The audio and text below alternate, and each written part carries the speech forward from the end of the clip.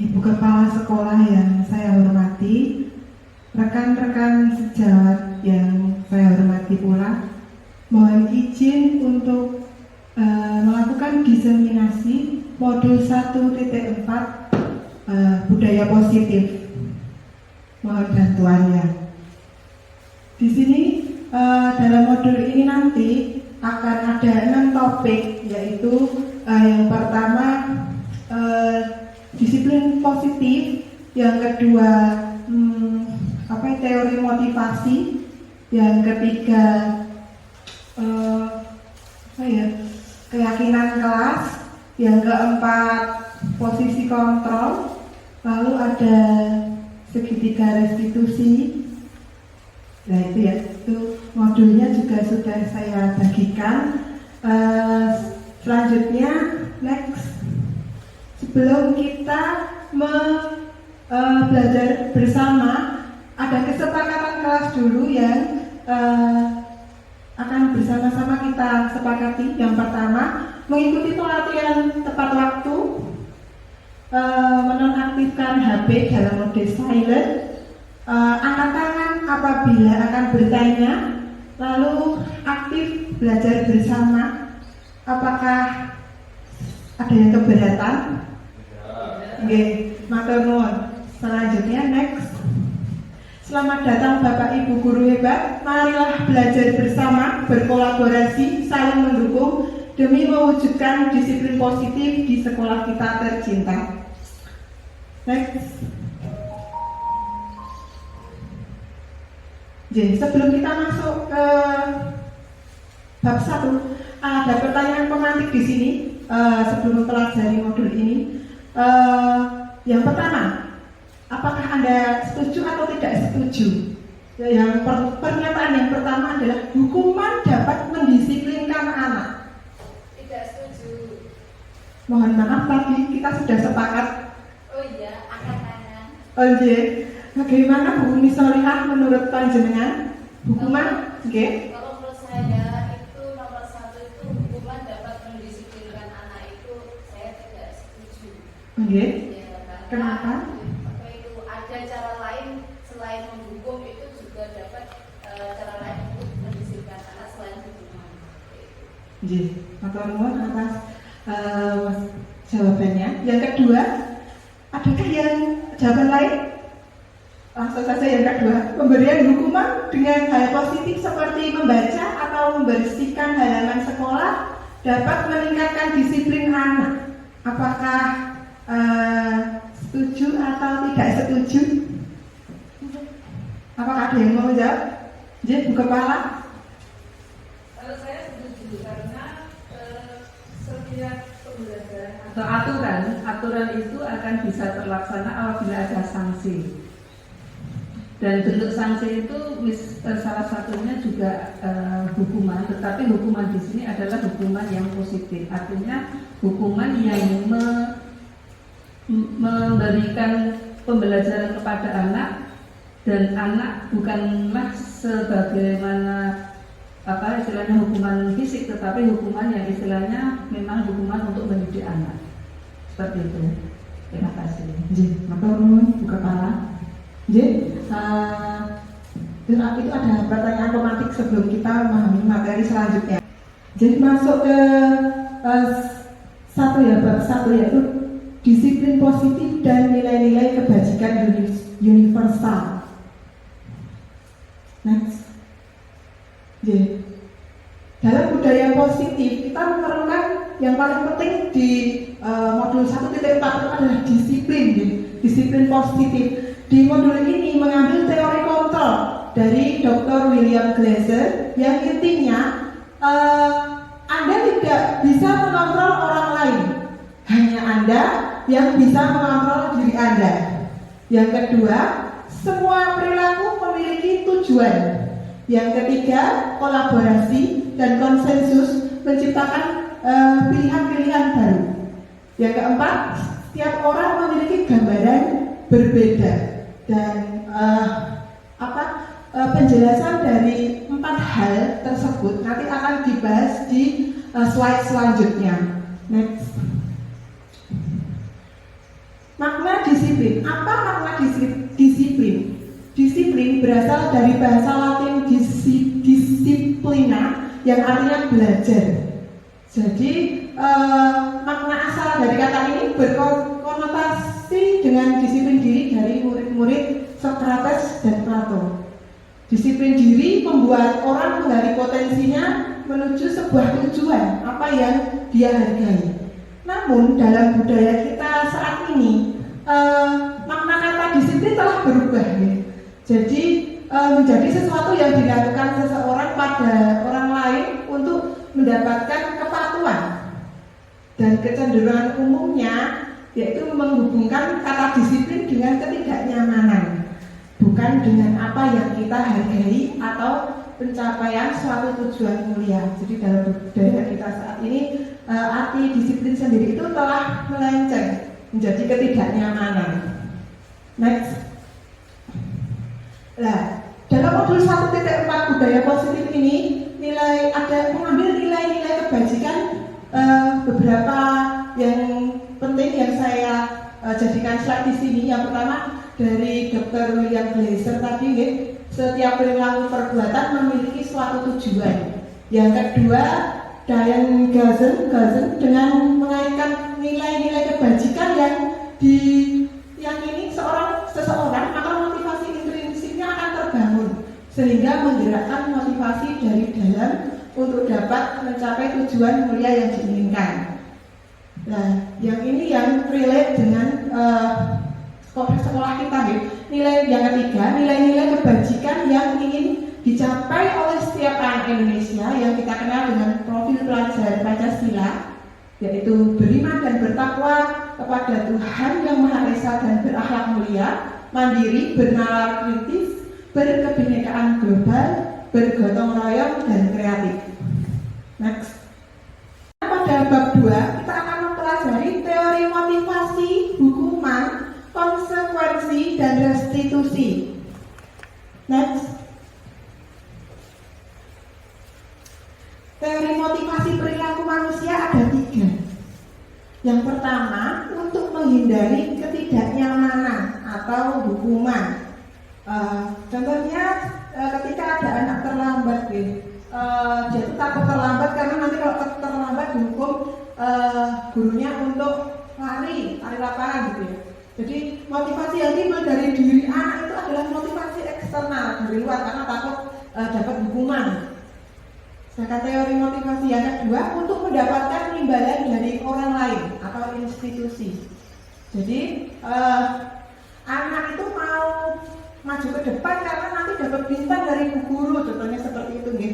Nah, karena itu juga motivasi eksternal karena dia itu ingin dapat bintang. Nah, dalam yang ketiga untuk menghargai diri sendiri. Inilah motivasi ini akan timbul pada teori motivasi yang ketiga ini akan timbul motivasi internal. Oh, aku pengen maju karena ya aku pengen bisa seperti itu. Anak memiliki motivasi dari dirinya sendiri. Jadi bukan karena reward atau hukuman. Jadi disinilah tujuan disiplin positif adalah teori motivasi yang ketiga ini. Next.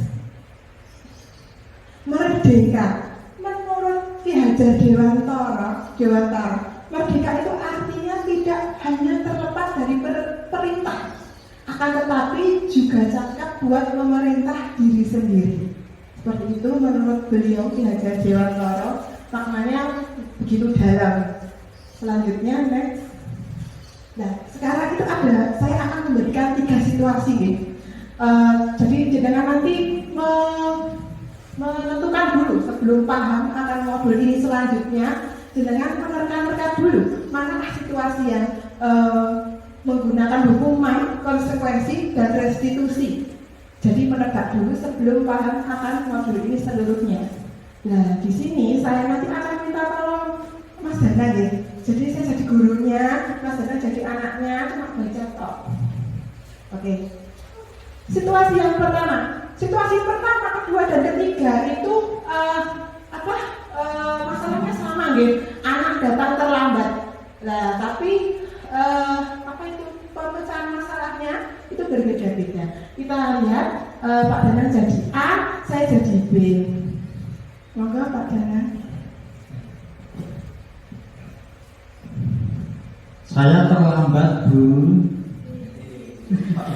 Oke, kamu tahu kan kalau datang terlambat harus ngapain? Tahu, Bu, saya harus menyapu kelas pada waktu istirahat nanti. Kira-kira pada situasi ini itu termasuk pemberian hukuman, konsekuensi, ataukah restitusi? Oke? Konsekuensi dulu. Konsekuensi. Oke. Benar, ya? Konsekuensi. Selanjutnya, yang kedua, ya, Pak Danang. Saya terlambat, Bu.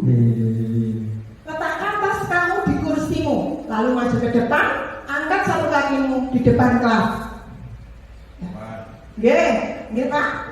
Oke, hukuman, ya, benar. Selanjutnya, situasi yang ketiga.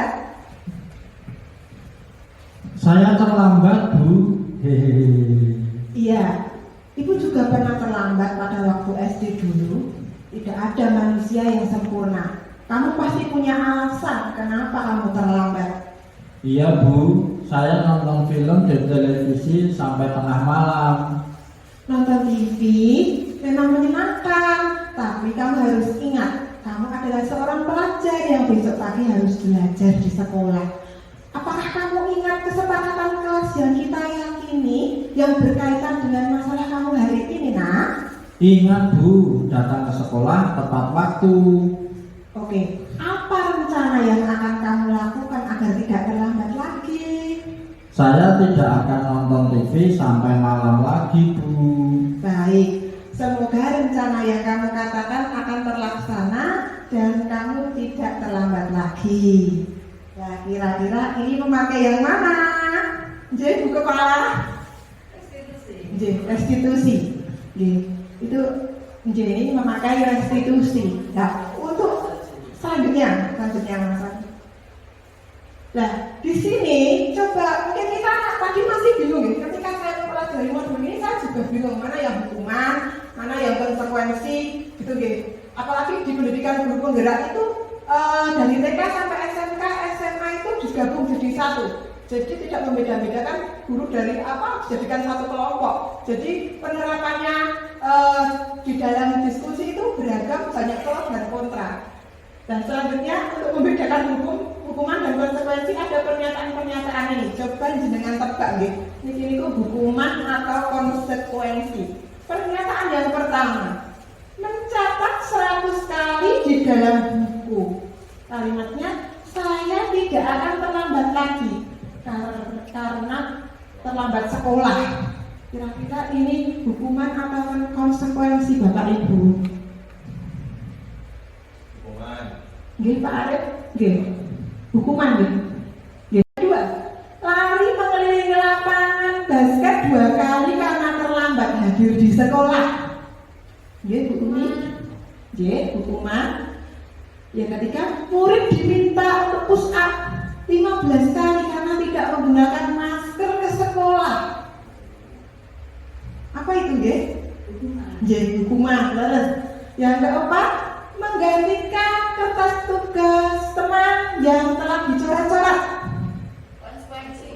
Konsekuensi. Lalu membersihkan tumpahan air di meja tulis karena tersenggol pada saat belajar. Bularan nggih, konsekuensi. Selanjutnya, murid disuruh untuk tidak mengenakan sepatu seharian di sekolah karena tidak mengenakan sepatu hitam. Hukuman. Lari mengelilingi lapangan basket 2 kali karena terlambat 10 menit untuk pelajaran PJOK. Hukuman. Atur nuwun. Lalu di slide selanjutnya ada kunci jawabannya itu nggih. Nah itu adalah hukuman dan perbedaan itu nggih. Selanjutnya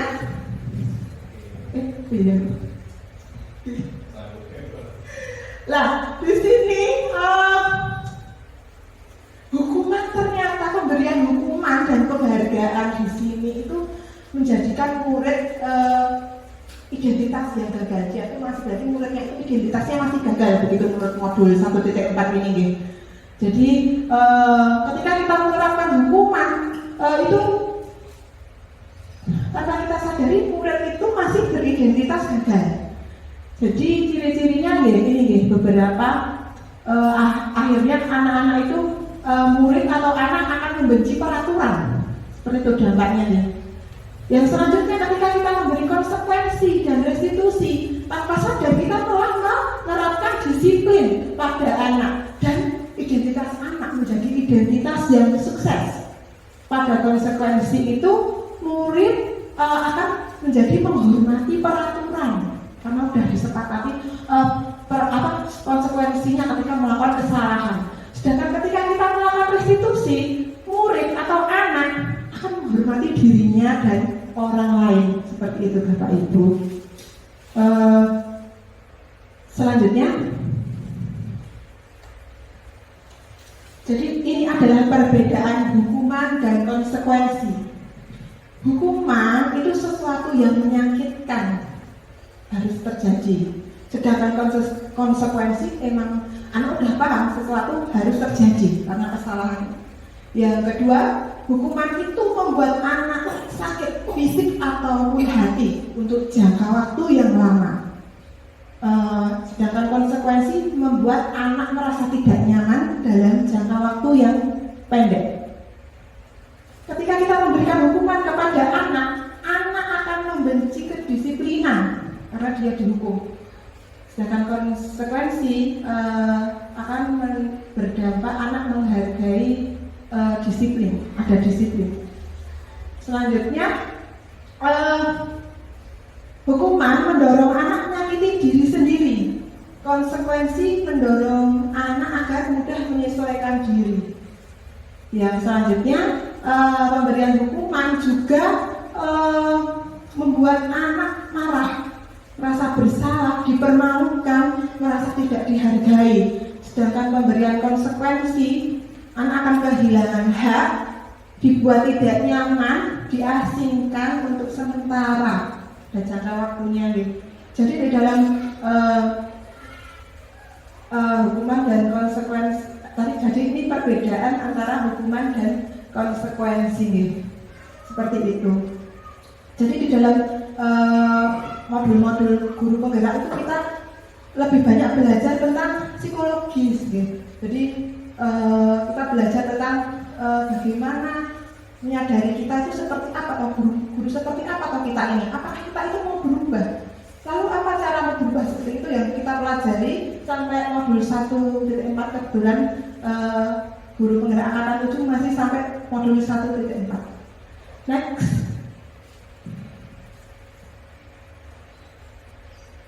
Jadi restitusi itu apa? Nah, restitusi ini merupakan pelajaran baru yang saya dapatkan dalam pendidikan guru penggerak. Restitusi adalah proses menciptakan kondisi bagi murid untuk memperbaiki kesalahan mereka sehingga mereka bisa kembali pada kelompok mereka dengan karakter yang lebih kuat. Restitusi juga merupakan proses kolaboratif yang mengajarkan murid untuk mencari solusi untuk masalah mereka dan membantu murid berpikir tentang orang seperti apa yang mereka ingin menjadi, yang merupakan tujuan mulia, dan bagaimana mereka harus memperlakukan orang lain. Ini diambil dari buku Gozen 2004. Ciri-ciri restitusi ada 9 yang saya dapatkan dari modul ini. Yang pertama, bukan untuk menebus kesalahan, tapi untuk belajar dari kesalahan. Yang kedua, untuk memperbaiki hubungan. Yang ketiga, merupakan tawaran, bukan paksaan. Yang keempat, restitusi menuntut untuk melihat ke dalam diri. Yang kelima, restitusi mencari kebutuhan dasar yang mendasari tindakan. Yang keenam, restitusi diri adalah cara yang paling baik. Restitusi fokus pada karakter anak, bukan tindakan. Restitusi fokus pada solusi. Restitusi membalikan murid yang berbuat salah pada kelompoknya. Pada bab 3 yaitu keyakinan kelas. Untuk dapat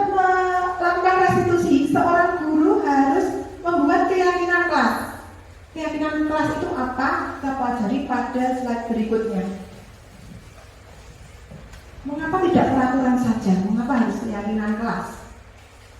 Karena kalau peraturan itu kan berlaku di seluruh sekolah nih. Setiap kelas itu ada peraturan semacam ini ya, ditempel di sini. Tata tertib itu nih, ada 10, bahkan satu nomor itu ada yang A, B, C-nya, jadi banyak. Kalau peraturan sekolah, kalau keyakinan kelas itu setiap kelas itu menyesuaikan kondisinya. Jadi setiap kelas, satu kelas dengan kelas yang lain itu bisa berbeda. Nah, keyakinan kelas ini untuk mendukung motivasi intrinsik, kembali ke nilai-nilai keyakinan, lebih menggerakkan seseorang dibandingkan mengikuti serangkaian peraturan-peraturan. Jadi keyakinan kelas itu lebih diyakini anak.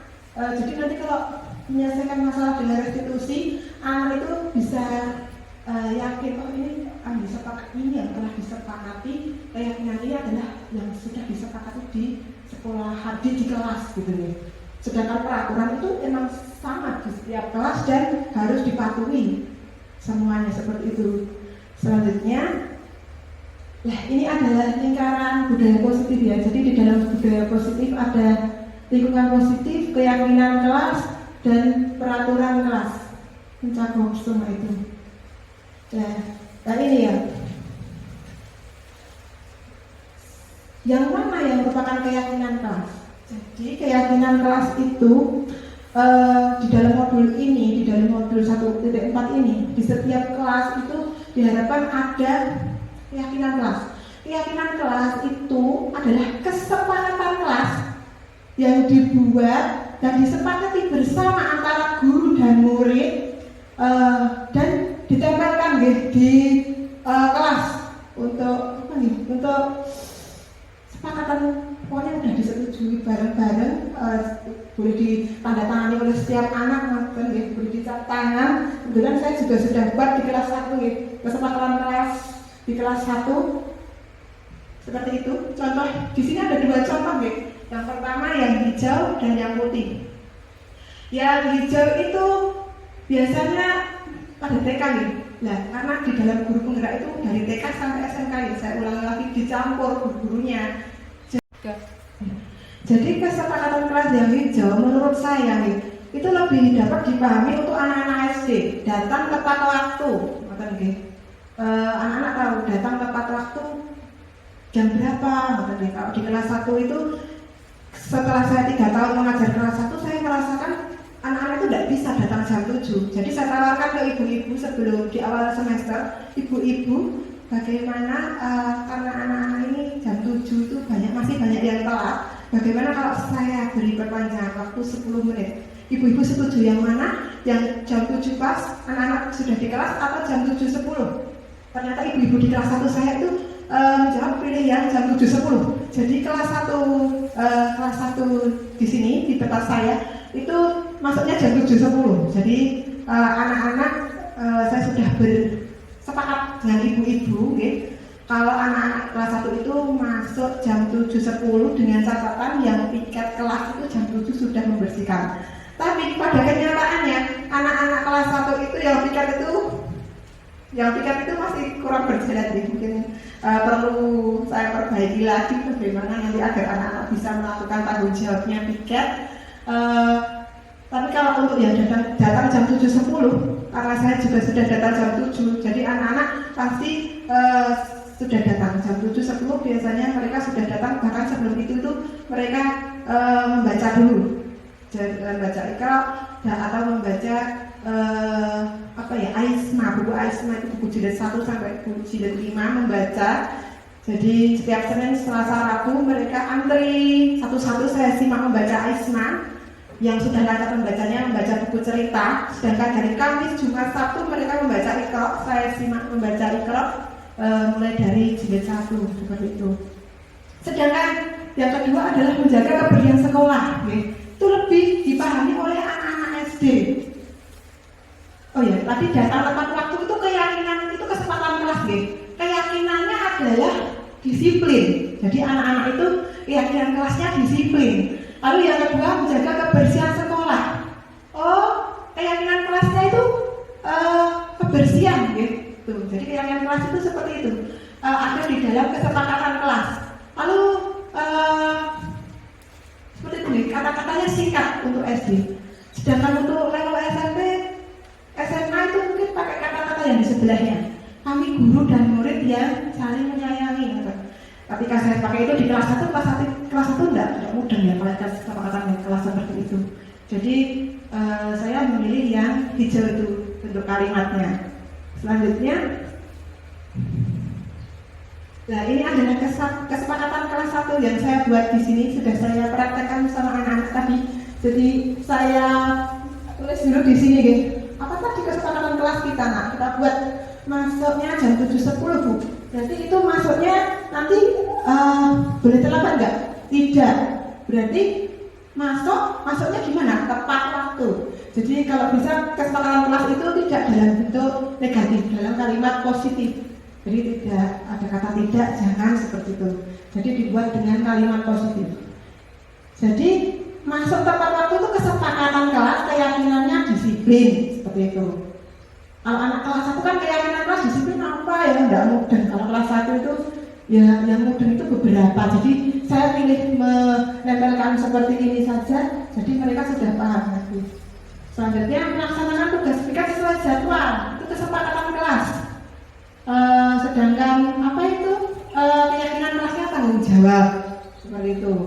Izin pada guru apabila keluar kelas, itu keyakinan kelasnya saling menghormati seperti itu. Lalu mendengarkan guru saat pelajaran, saling menghormati. Langsung angkat tangan apabila akan bertanya pada guru, saling menghormati atau bersikap sopan, itu lebih sakit gitu. Selanjutnya ini gitu. Selanjutnya ya di sini keyakinan kelas juga bisa diambil dari peraturan kelas B. Coba kita belajar merumuskan keyakinan kelas dari peraturan kelas yang sudah ada. Coba nih. Yang pertama, selalu kembalikan buku ke tempatnya. Kira-kira apa benar? Itu tanggung jawab, keyakinan kelasnya tanggung jawab. Yang kedua, dilarang mengganggu orang lain. Menghormati, hadir di sekolah 15 menit sebelum pembelajaran dimulai. Disiplin. Dilarang melakukan kekerasan.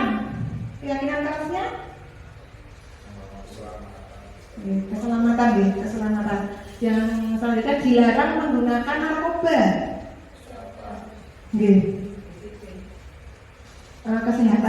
Kesehatan. Bergantian atau menunggu giliran.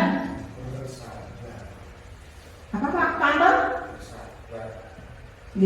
Latihan sabar. Keyakinan kelasnya sabar. Gunakan masker. Kesehatan.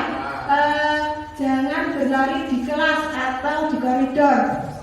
Keselamatan, yaitu contoh merumuskan keyakinan kelas. Selanjutnya, itu pentingnya gitu.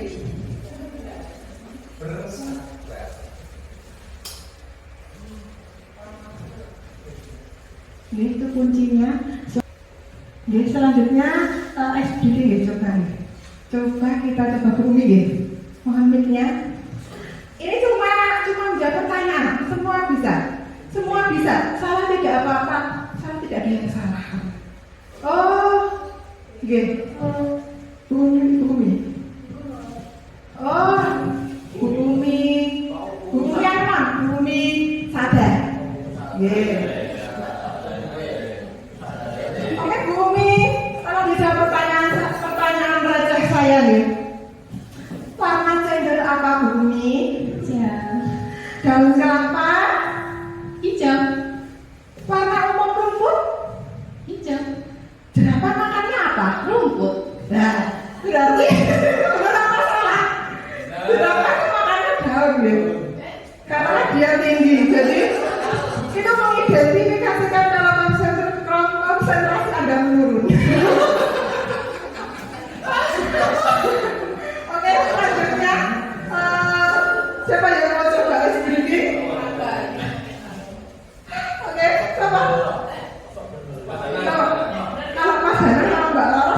Soalnya selera bersandanya jauh di atas saya. Cek, saya Bu. Pak Alex, are you ready?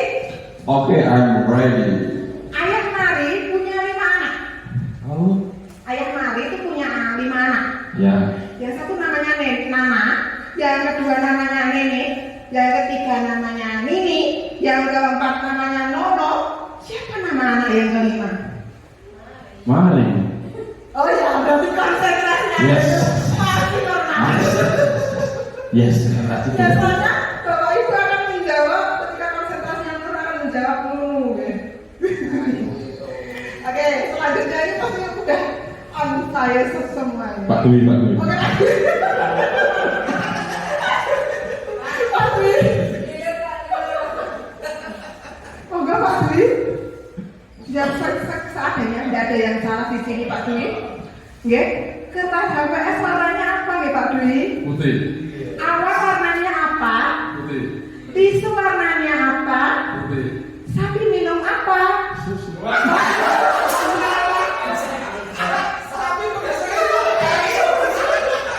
Berarti konsentrasi Anda belum karena sapi minum air.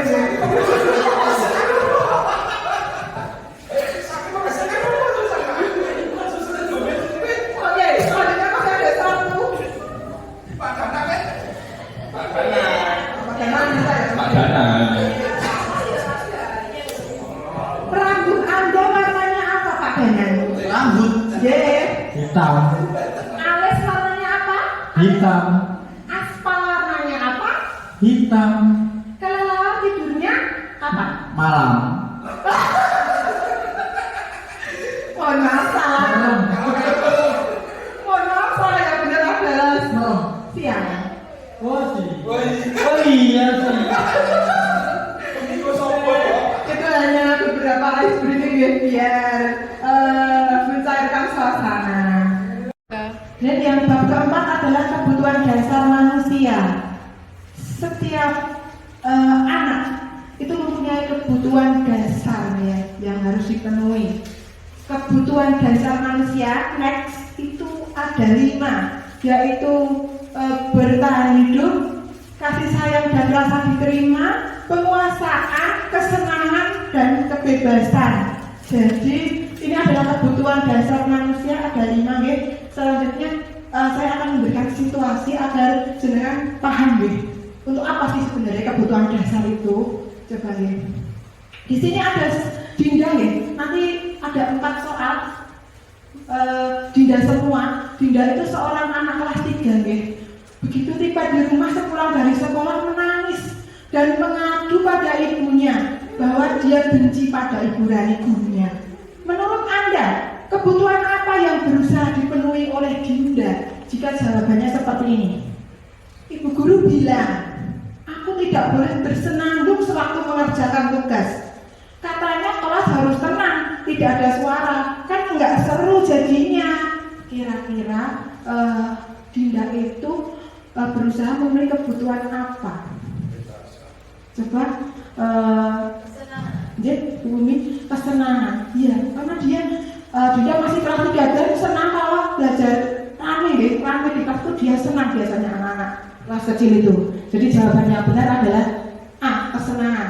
Dia itu butuh kesenangan. Yang situasi yang kedua masih Dinda ya, tapi dia itu bilang gini, ibu guru tidak menyapaku hari ini, padahal aku pakai jaket rambut baru.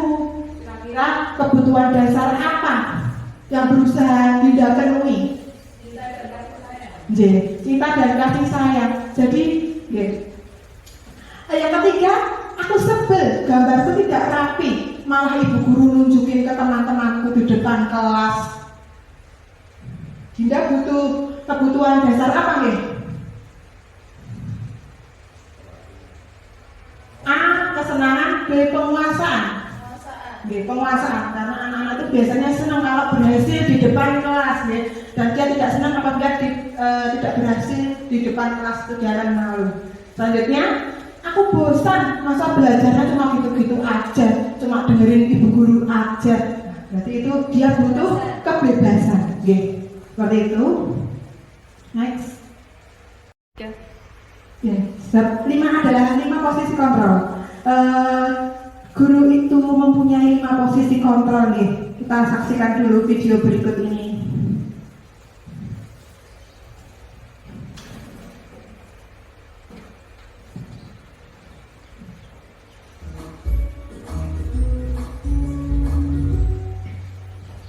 Salam bahagia Ibu dan Bapak Guru hebat. Dalam penerapan disiplin positif restitusi, salah satu program yang digunakan adalah 5 posisi kontrol. 5 posisi kontrol dalam restitusi adalah proses perjalanan seorang pendidik agar dapat mengenali dirinya. Pada video kali ini, kita akan membahas tentang 5 posisi kontrol yang dikembangkan oleh Brian Dawson dan contoh penerapannya.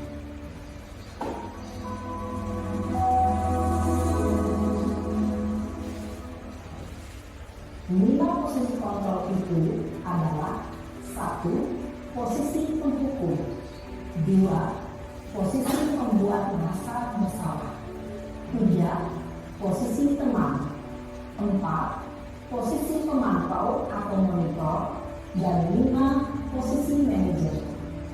Untuk lebih memahami kelima posisi tersebut, mari kita saksikan kasus Naren yang terlambat hadir 20 menit di sekolah dan melihat bagaimana kelima posisi kontrol dalam menghadapi masalah tersebut.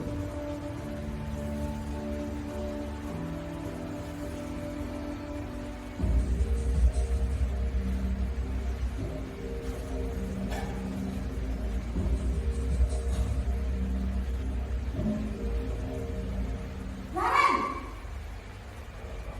sini kamu. Kalau tadi Selalu terlambat. Kamu deh, pasti terlambat. maaf Bu, saya Apa? Apa coba? Alasan kamu apa lagi? Kapan sih kamu tidak terlambat? Malas sekali ya kamu jadi anak. saya Dasar pemalas. Gak kapok-kapok sih kamu. Sudah berapa kali terlambat? Sana, kamu keliling lapangan basket 2 kali. kenapa saya harus beli lapangan basket Bu? Kenapa? Kamu melawan ibu? Berani-beraninya jawab. Sudah terlambat, masih berani jawab pula. Sekarang, keliling lapangan basket 5 kali sekalian. Biar kapok. Mari, pergi sana ke lapangan basket. Posisi penghukum biasanya berbicara dengan nada tinggi, menghabis, menunjuk-nunjuk, menyakiti, dan menyindir. Hukuman bisa berupa fisik maupun psikis. Ibu dan Bapak Guru hebat. Dampak yang terjadi pada murid ketika guru berada pada posisi penghukum adalah murid cenderung akan memberontak, bahkan menyerang.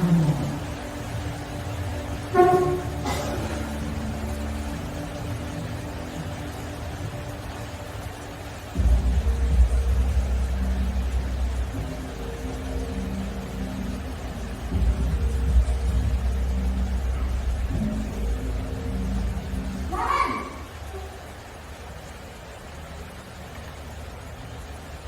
Selamat pagi Bu. Naren. Kamu kenapa terlambat lagi, nak? Ya Tuhan, Naren. Kamu senang ya bikin ibu susah ya? Kalau kamu terlambat lagi, nanti ini yang ibu bakal kapok, nak. Disangka ibu tidak bisa melihat kamu. Duh, gimana ini? Maaf Bu, Duh, Gusti Naren. Kamu suka ya kalau ibu berdua kepala sekolah? Terus, sekarang ibu mau tulis apa yang ibu absen? Ibu sudah sering terlambat loh. Ibu tulis apa coba? maaf Bu, maaf saya. Ya sudah, lain kali jangan bikin saja nak ya. Ibu tidak akan lagi kalau kamu begini terus. Bisa jatuh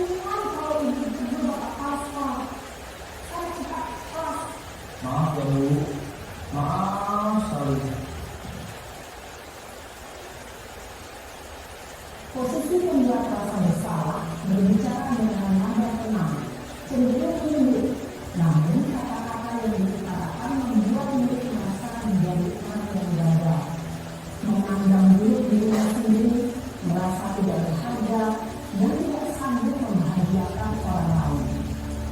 Ketika guru mengambil posisi pembuat rasa bersalah, murid akan menganggap dirinya yang bersalah dan ia akan menyimpan emosi negatif tersebut di dalam dirinya.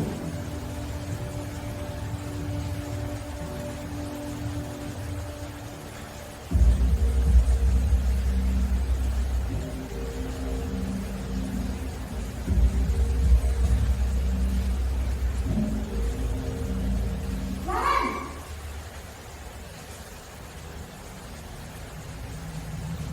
Ayo, wah, sudah jam berapa ini nak? Terlambat lagi ya sayang. Iya bu, habis ibu saya lupa bangunkan saya bu. Kamu malah menyalahkan ibu kamu. Kamu punya akal yang paling kencang. Kok terlambat sih? Iya bu, saya memang terlambat bangun tadi. Jadi biarpun saya lari kencang, tetap nggak kesenja bu. Ya sudah sana. Nanti lain kali larinya lebih kencang lagi ya. Biar gak terlambat lagi. Bikin senang ibu. Demi ibu. Bisa kan? Bisa bu. Ya sudah sana masuk kelas. Ibu beresin urusan absen kamu. Kamu ini ada-ada saja. Dalam posisi teman, guru berbicara dengan nada suara ramah, akrab, cenderung bersenda gurau untuk menjaga suasana tetap santai. Murid akan merasa senang, aman, dan akrab dengan guru.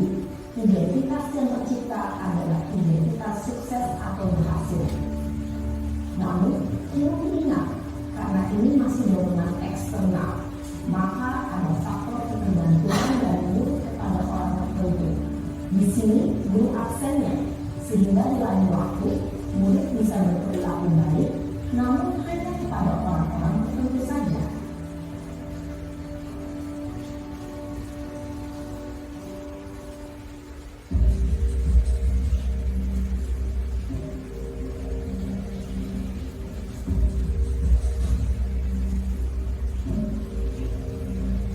Lan,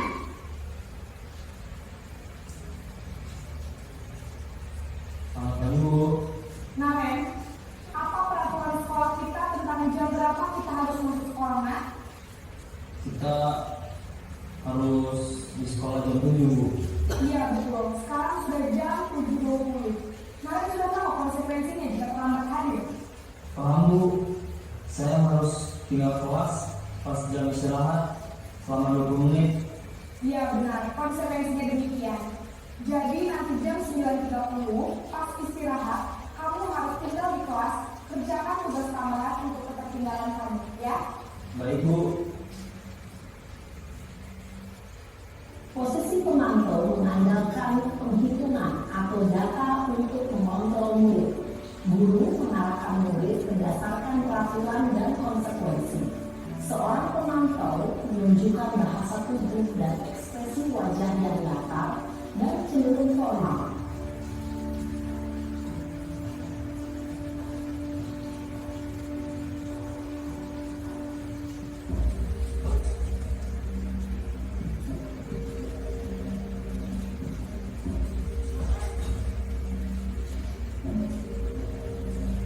Lan,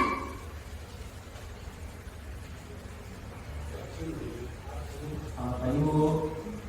selamat pagi Naren. Maaf bu, saya terlambat. Iya, sekolah masuknya jam 7, sekarang sudah jam 7.20. Jadi sekarang bagaimana ini Naren? Maaf bu, saya lupa alarm saya semalam. Baiklah, menurut kamu, keyakinan sekolah yang mana yang perlu kamu tingkatkan? Menghargai diri sendiri dan orang lain mungkin ya bu. Setuju. Jadi, apakah Naren meyakini prinsip saling menghormati tersebut? Iya bu, saya meyakininya. Apakah Naren bersedia memperbaiki masalah keterlambatan ini? Bersedia bu. Bagaimana kalau memperbaiki masalah keterlambatan ini?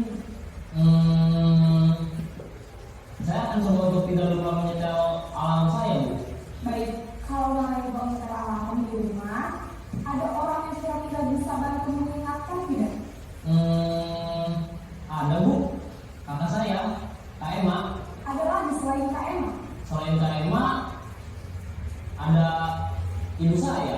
Baik, jadi yang mengingatkan Naren adalah Kak Emma dan ibu kamu ya? Kira-kira akan mulai alarm kapan nih Naren? Setelah pulang sekolah, akan segera saya lakukan.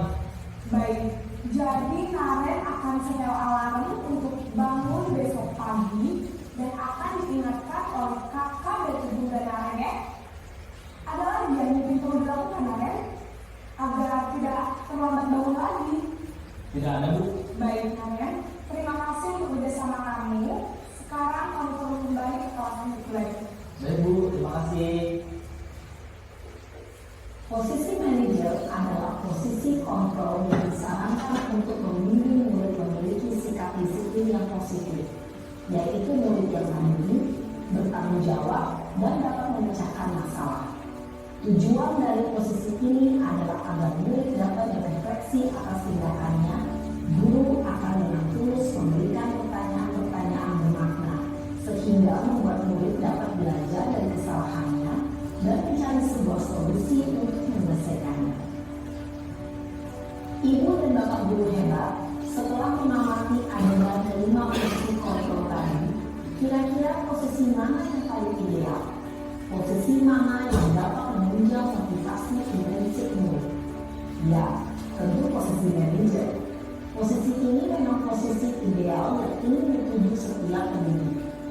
Pada posisi inilah, guru dapat menerapkan disiplin positif yang berpihak pada murid, yang memerdekakan murid. Perjalanan seorang pendidik tentunya tidak mudah untuk sampai pada posisi seorang manajer.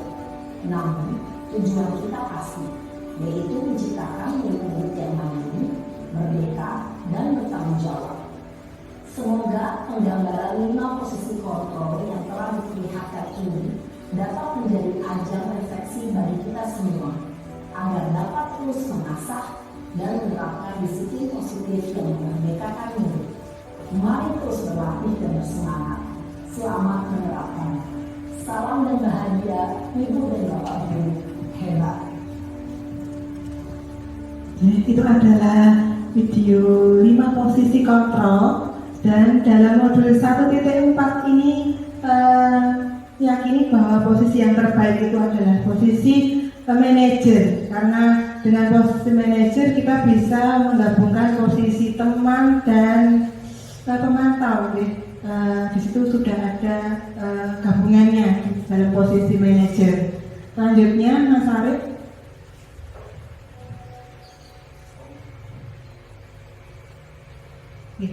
Nah ini adalah 5 posisi kontrol yang tadi ya, sudah dijelaskan di dalam video. Selanjutnya, nah sekarang kita tebak-tebakan deh. Coba siapa yang mengatakan posisi kontrol yang mana ketika guru berbicara begini, saya kecewa sekali dengan kamu. Posisi kontrol yang mana gitu? Dia Bu Laras? Iya, membuat orang merasa bersalah. Pernyataan yang kedua, kamu tidak pernah benar melakukannya. Itu posisi yang mana, nggih? Ya, Bu Umi. Nggih, penghukum. Ayolah, lakukan demi ibu. Nggih, Bapak. Teman. Apakah kamu mau mendapatkan stiker bintang hari ini? Nggih. Betul. Bagaimana kamu bisa menyelesaikan masalah ini? Manajer. Kamu selalu yang paling terakhir. Penghukum. Itu ya. Selanjutnya, ini jawaban dari yang tadi nih. Ada bab yang terakhir, bab 6, yaitu segitiga restitusi. Di sini bisa dilihat dulu segitiganya, Mas Arif, slide-nya.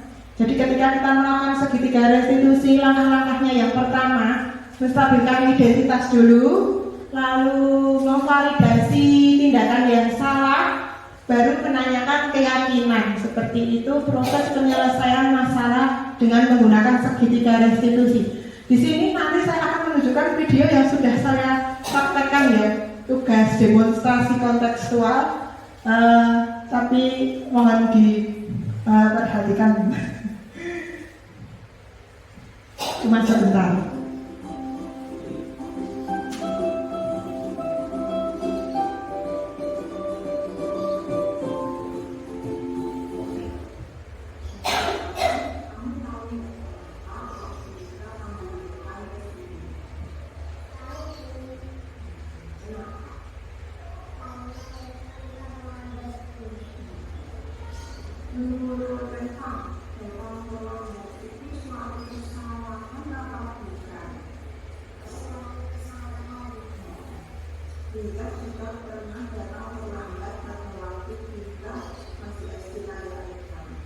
Menurut Eva, kesalahan harus diperbaiki apa tidak? Semoga kita perbaiki masalah.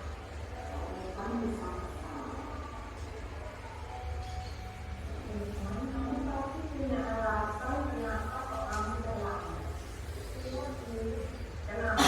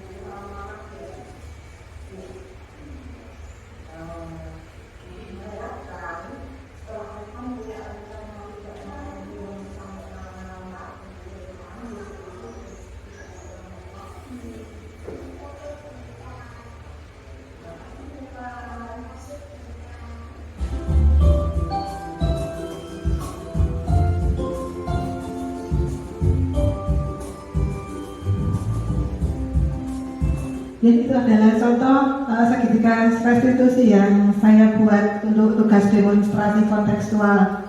Selanjutnya,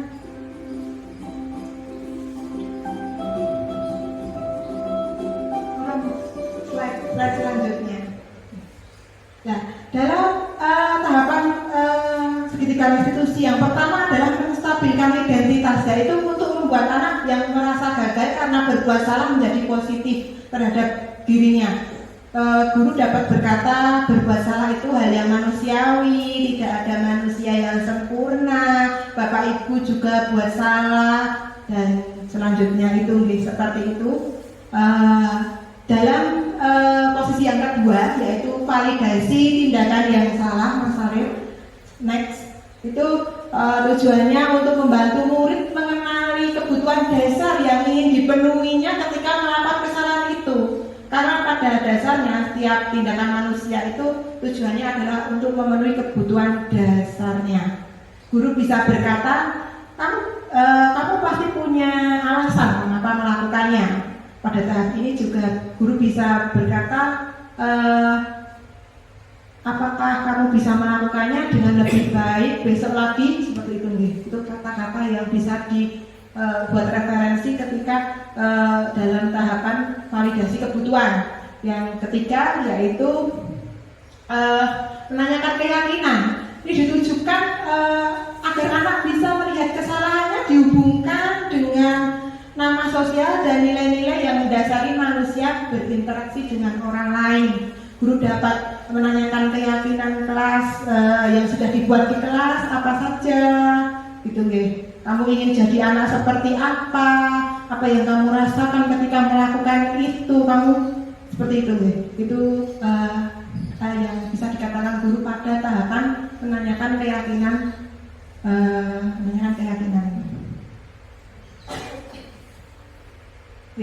Seperti itulah materi yang bisa saya sampaikan. Sebenarnya materinya banyak sekali, tapi saya rangkum menjadi banyak. Sesi yang terakhir adalah sesi pertanyaan. Saya akan menjawab semampu saya. Dipersilakan apabila ada yang akan bertanya. Bu Laras. Terima kasih Bu Ika atas waktunya. Yang ingin saya tanyakan adalah apakah keyakinan kelas yang dibuat di awal semester itu berlaku selama 1 semester itu atau mungkin bisa berubah atau bagaimana? Terima kasih. Keyakinan kelas atau kesepakatan kelas yang telah dibuat pada awal semester itu tidak permanen, jadi bisa ketika di tengah-tengah semester ternyata kita tuh butuh menambahkan ini, bisa diperbaharui ketika ada yang memang harus dimasukkan di kesepakatan kelas itu. Begitu Bu Laras. Padahal tidak permanen. Selanjutnya, mungkin ada pertanyaan lagi. Bu Kepala. Terima kasih. Yang ingin saya tanyakan, sebagaimana tadi dijelaskan oleh Ibu Ika terkait dengan restitusi, langkah-langkah dalam segitiga restitusi itu apakah selalu berurutan? Ngaten, Ibu, terima kasih. Langkah-langkah dari segitiga restitusi tadi ada 3, menstabilkan identitas, validasi tindakan yang salah, menanyakan keyakinan. Itu harus berurutan, karena ketika anak itu ada masalah dan kita menghadapinya, nggak mungkin kita langsung ke tahapan yang ketiga, menanyakan keyakinan. Kamu ingat nggak keyakinan kelas yang telah kita buat? Nah, karena pada saat itu anak masih dalam kondisi identitas yang gagal, jadi sebaiknya kita menstabilitaskan situasinya dulu. Jadi menurut saya harus di segitiga restitusi harus dilaksanakan atau dilakukan dengan urut, Ibu. Pertanyaan yang ketiga, Bu Umi, monggo. Terima kasih waktu yang diberikan. Dari pemaparan yang sudah disampaikan oleh Bu Ika tentang budaya positif yang berkaitan dengan keyakinan kelas tadi, yang saya tanyakan adalah bagaimana caranya agar siswa itu konsisten terhadap keyakinan kelas yang sudah mereka buat. Terima kasih Bu Ika. Itu juga saya masih merasa kesulitan membuat anak-anak konsisten dengan kesepakatan kelas yang dibuat.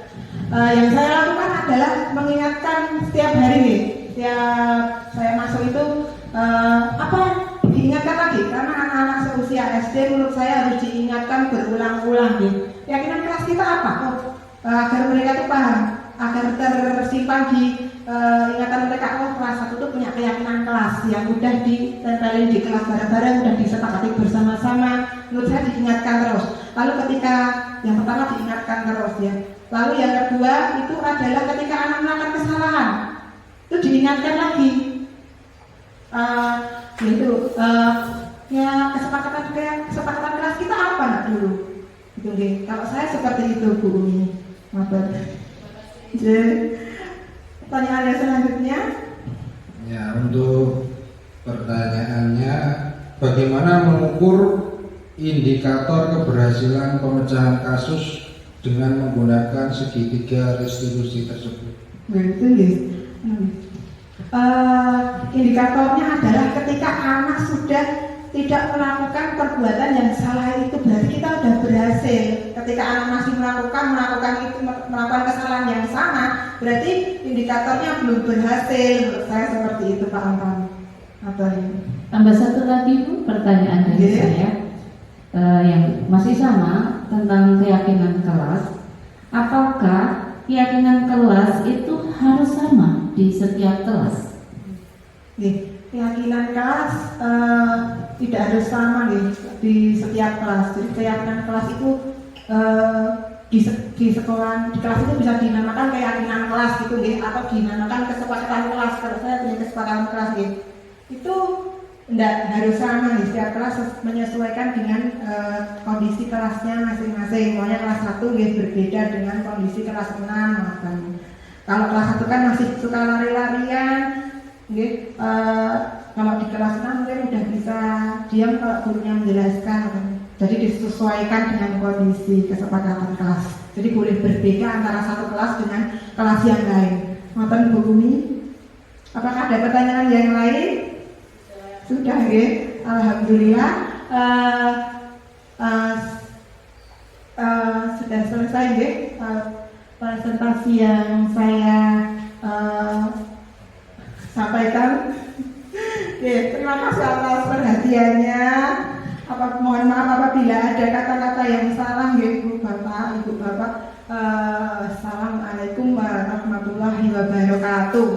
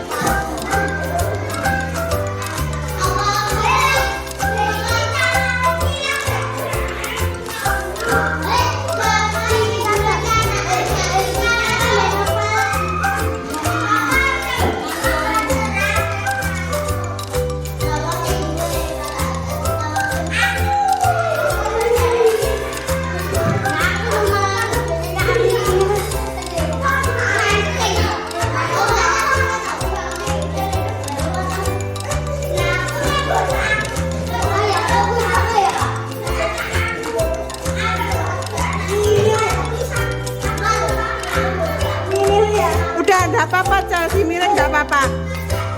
Ya.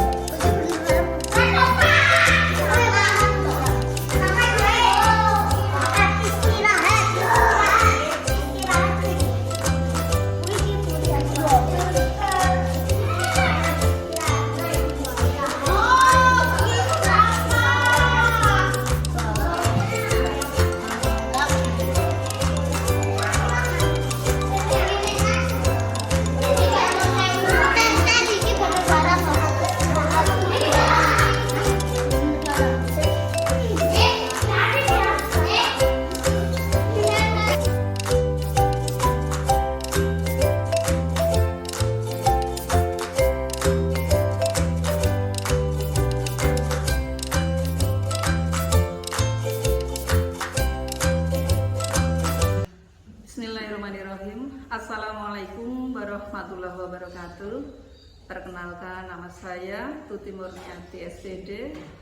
Saya selaku Kepala Sekolah SD Negeri Kudu 02 Kecamatan Bagi, Kabupaten Sukoharjo, Jawa Tengah. Setelah saya melihat presentasi dari Ibu Ika selaku guru penggerak ini tadi, saya sangat memberikan apresiasi, sangat bagus, dan dalam menularkan tentang budaya positif untuk para guru atau para pendidik itu sangat mengena, karena beberapa tahun terakhir ini kita memang banyak melihat di mana untuk